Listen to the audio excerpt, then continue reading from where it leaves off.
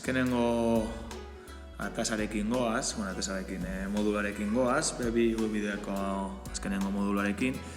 Eta, ikusiko dugu, titula da atxera elikadura emateko jarraibideak, orduan. Zer prestatu behar dugu infografia bat, atxera elikadura on bat eman ahal izateko, bale?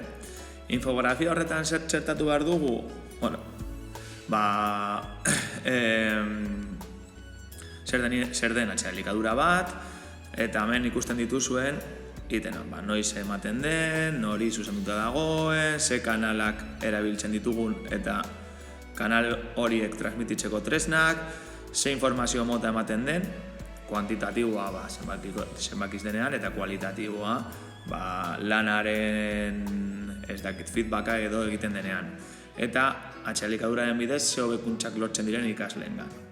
Ikasleengan edo familiengan, familia bideratuta baldin badago, bale? Gero, egin behar dugu, betiko lez. Txertatu behar dugu infografia hori gure portfolioan, eta infografia hori ere estekatu behar dugu edo igo behar dugu online testura, bale? Nik ikusten duzuen esamen, nire portfolioan txertatu egin dut, eta gero ere infografia igo dut PDF moduan, bale? Orduan, behitu, nik esan dizuedan bezala, nire portfolioan txertatu egin dut, bale?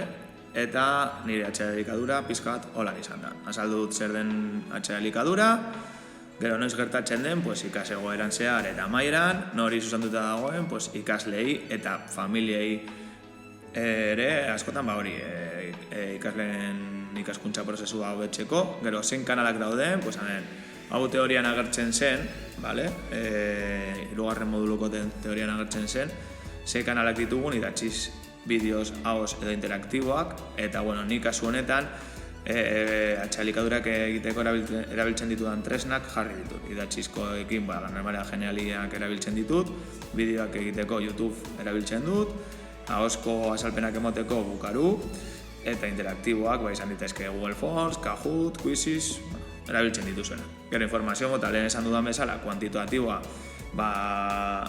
zenbaki baten bidez zeo zer ebaluatzen denean eta atxera elikadura hori ematen denean, edo kualitatiboa jardueraren zeregina baloratzen denean, ezta? Eta gero niko bekuntzan, bakoitzak dagokionak pentsatzen duena atxera elikadura ze onurak dakarren ikasleenganik.